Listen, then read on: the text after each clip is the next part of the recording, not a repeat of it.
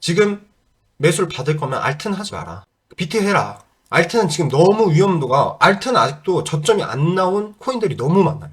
지금 상승이 보면 상당히 유의미하게 6만 달러 제가 63K에서 샀으면 좋겠다라고 제가 영상에서 언급을 했는데, 사실 그거보다 더 내려가서 6만 달러 부분 찍고 지금 거의 7만 1000까지 71K까지 지금 반등이 왔는데, 뭐 내가 맞췄다 뭐 이런 유치한 얘기를 하려고 하는 게 아니라, 보면서 문득 그런 생각이 들었어요.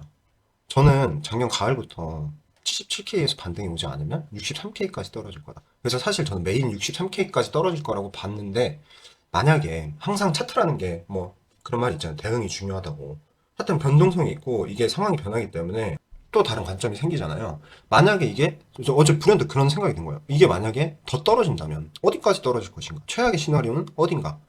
제가 생각하는 맥시멈 구간에 대해서 제가 오늘은 그런 얘기를 좀 해보려고 해요. 그래서 일단 간단하게, 어제는 제가 차트 분석을 안 했는데, 차트 분석을 하고 싶지 않은 이유가 사실 너무 많은 영상이 있고 저보다 더 전문가, 뛰어난, 돈 많은 사람들이 많이 해놓은 영상들이 있기 때문에 제가 하는 게 사실 의미가 없어요. 어차피 줄 긋고 선 긋고 그림놀이, 이 낙서놀이 하는 거는 다 보셨을 거고, 그래서 저는 뭐 다른 분들도 있겠지만 매물대 위주의 좀 차트 분석을 간단하게 좀 하고, 연말까지 장기 관점, 장기 상승 관점, 스윙으로, 단타가 아니고, 그리고 만약에 지금 단기적으로 반등이 나오면 어디까지 나올 것인가에 대해서, 그리고 최악의 시나리오 큰 주제로 다음 넥스트가 어딘가, 그리고 두 번째로는 영상 마무리에는 제가 트럼프와 앱스타인, 미국에서는 사실 앱스타인이 몇 년 전부터도 지금도 말이 많아요.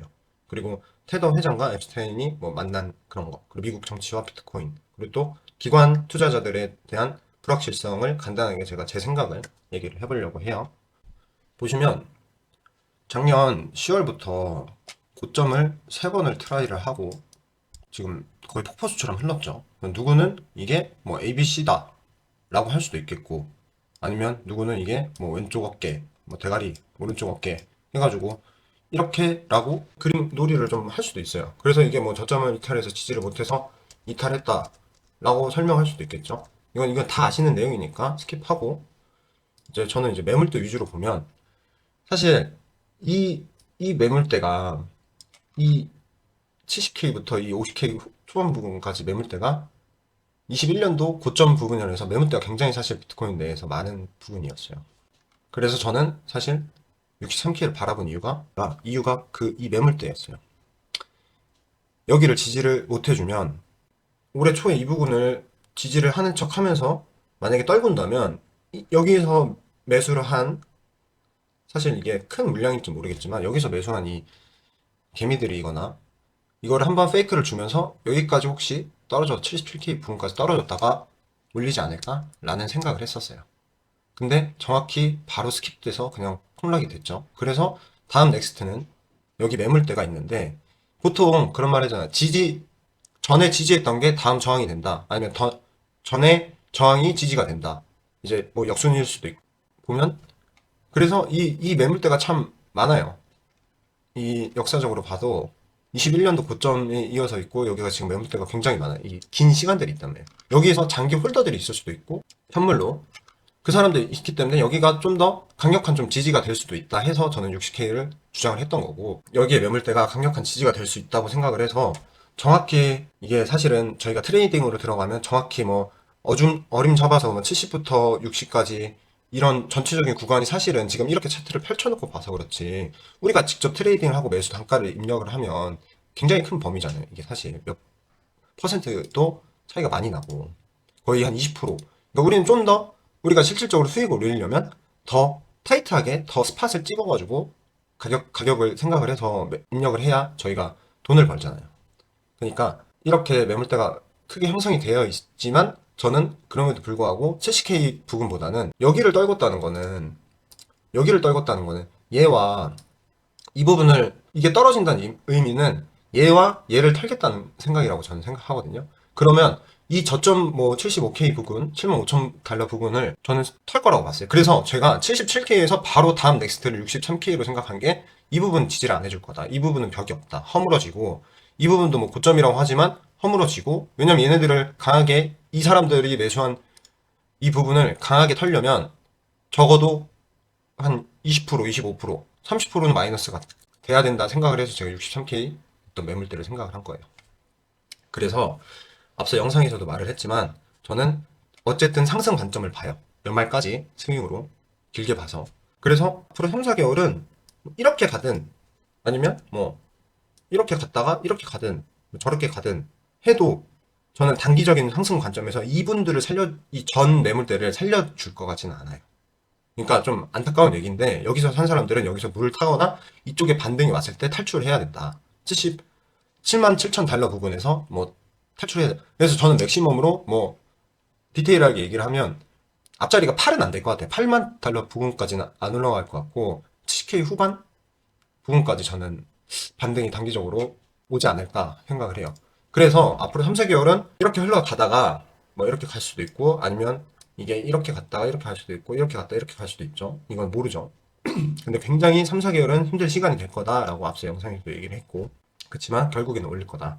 근데 이게 만약에 여기서 지지를 못하고 한 번 더 떨어질 때 어디서 떨어질까? 제가 여기 표시를 해놨죠.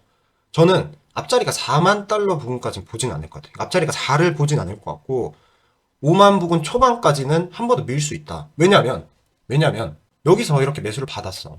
응? 세력이든 기관이 매수를 받았어. 그럼 여기서 올라가는 척 하면서 또 떨구다가 아니면 내려가는 척 하면서 또 올리다가 근데 비트코인 코인 특성상 나스닥도 그렇지만 항상 이벤트가 존재했어요. 이 사람들은 우리가 피레침이라고 하죠. 피레침을 한 번씩 꽂을 때가 있어. 그래서 이렇게 꽂고 이렇게 올라갈 수도 있고 뭐 이렇게 V자 반등이 나올 수도 있고 아니면 이렇게 해서 이렇게 뭐 패턴 많겠죠. 그래서 이게 뭐 이렇게 저렇게 흘러가다가 한번 만약에 저점을 더 깨면 여기서 사람들이 손절을 많이 할 거예요. 그게 이게 세력이나 운전수가 노리는 템포일 수도 있고 그래서 혹시 이게 이렇게 올라갈 수도 있다. 이렇게 한번 여기 50K 초반 부근을 한 번 더 트라이를 할 수 있다. 여기까지 가면 두 가지예요.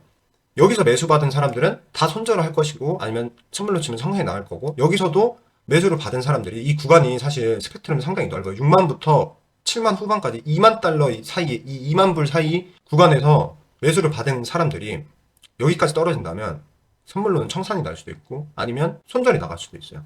난 여기는 솔직히 고려를 하고 있지 않아. 이 4만. 어떤 유튜브를 보고 하면 3만 뭐 간다, 4만 간다 하는데 난 여기는 고려하고 있지 않아요. 정말로. 정말 단 1도 고려하고 있지 않아. 내가 맥시멈으로 따지면 여기야. 그러니까 지금 누가 나한테 1억을 줘. 그러면 저는 7천만 원 여기다 꽂을 거야. 아니 7천만 원 여기 63K에서 샀지.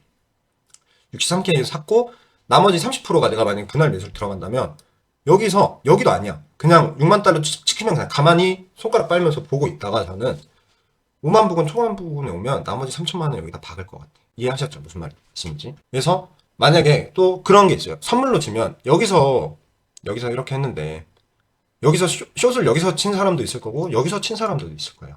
근데 그러면 굉장히 많은 수익을 얻었겠죠? 지금 구간이 크니까 굉장히 폭락이 빨리 왔으니까 무지성 상승장에 딱 반대로 무지성 하락장이 순간 찾아왔죠.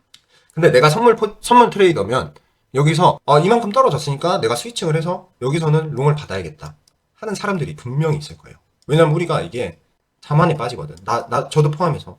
그래서 여기서 스위칭을 해서 롱을 받은 선물 트레이더들이 상승을 했을 때 여기서 더 모아가. 그러니까 이 구간을 분명히 한번 만약에 이 기간이 3개월, 4개월이면 이 구간을 분명히 한번 털 수도 있다. 그러니까 최악의 시나리오가 나는 여기다. 여기서 이렇게 굴러가다가 이렇게 올랐다가 맥시멈 한 뭐 80K까지 올랐다가 이 구간 안 살려주고 여기서 한번 떨궜다가 그래서 피레침만 꽂았다가 반등이 와서 여기서 이렇게 해서 뭐 올라가든가 이렇게 해서 올라가든가 정말 현란한 고개를 펼치면서 무빙이 그래서 저는 결과적으로는 이 매물 연말에는 오를 거라고 봐요. 퍼센테이지로 보면 여기서 매수를 받은 사람들이 여기까지 지금 30%죠. 30%면 엔간에서는 현물로 치면 마이너스 30%의 손실을 입고 있을 거고 혹은 입었을 거고 혹은 지금은 여기 한 7만 부근이니까 20% 선물 트레이더로 치면 지금 뭐 3배에서 5배는 다 청산이 됐다. 한 70%의 확률은 지금 여기 63K를 저점으로 보고 있지만 여기서 횡보를 할 거라고 보지만 위아래로 한 80K 안 가서 70 후반까지 횡보를 할 거라고 보지만 나머지 30%의 불현듯 안 좋은 생각은 여기까지도 떨어질 수 있다. 그 다음은 정말 고려하고 있지 않아요. 알트코인은 여기서 한 번 더 만약에 떨궜을 때 저는 알트코인에서는 한 20% 정도 폭락이 올 거라고 봐요. 여기서 지금 6만 3, 제가 매수하라는 구간이 6만 3천이었다고 보면 여기서 만약에 5만 3천을 간다. 그럼 15% 떨구거든요. 그럼 비트가 15%를 떨구면 알트는 30%는 떨구지 않을까. 그래서 저는 결과적으로 지금 매수를 받을 거면 알트는 하지 마라. 비트 해라. 알트는 지금 너무 위험도가, 알트는 아직도 저점이 안 나온 코인들이 너무 많아요. 너무 많고. 그래서 사람들이 비트가, 너는 이렇게 얘기할 수, 야, 비트가 이만큼 떨어졌고 알트도 많이 떨어졌는데 네 말대로 연말에 이게 상승이라고 보면, 그럼 알트가 더 상승이 크지 않느냐, 않겠냐 하겠지만, 알트는 내 생각에는 한 번 더 폴링 다운을 하고 올라가지 않을까. 제가 알트코인 하나 보고 있는 거긴 해요. 나 근데 홍보할 생각도 없고, 뭐, 이거는 내가 생각만 있는 코인인데 그냥 보고만 있어. 난 내가 주시하는 것만 있어. 정말 역 같은 코인이 하나 있어요. 차트 그지같이 그리고 그 CEO도 꼬롬해. 그래서 오늘은 그래서 차트적인 얘기를 여기까지 하고, 그래서 정리를 하면 결과적으로 60K에서 76만 달러에서 7만 달러 후반까지 횡보를 할 것이다. 그리고 여기 이 부분 8만에서 9만 부근 매물대는 구조대 안 갈 거다, 당분간. 결론. 그리고 만약에 이 부분을 7만 6에서 7만 달러 부근을 횡보를 했을 때 이 부분을 이 부분을 한 번 더 턴다면 저는 55만 초반 부분까지 퓨레침 코인 특성상 이벤트라고 하죠. 한번 싹 훑고 선물 청산 아니면 알트 한 번 더 폭락을 유도하게끔. 그래서 결과론적으로는 지금 이렇게 생각을 해요. 여기서 이렇게 올라갔다가 떨어지든가 내려갔다가 올라가든가 해서 이 부분 박스권을 횡보를 하다가 한번 여기를 터치를 하면, 최악의 시나리오는 여기를 한번 터치를 하고 그래서 저는 연말에는 오를 거다. 근데 만약에 50K 5만 달러 초반 부분을 터치를 할 경우에는